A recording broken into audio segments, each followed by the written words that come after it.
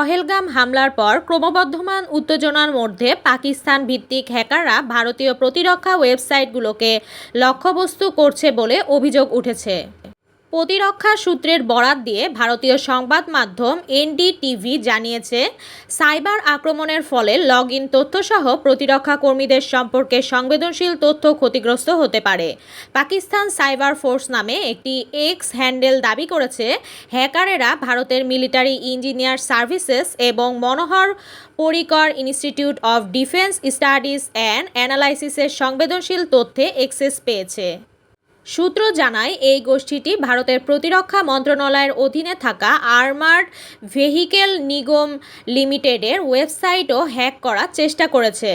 প্রতিবেদন মতে, হ্যাকিংয়ের প্রচেষ্টার ফলে সম্ভাব্য ক্ষতির পরিমাণ মূল্যায়নের জন্য আর্মার্ড ভেহিকেল নিগম লিমিটেডের ওয়েবসাইটটি পুঙ্খানুপুঙ্খ নিরীক্ষার জন্য অফলাইনে দেওয়া হয়েছে।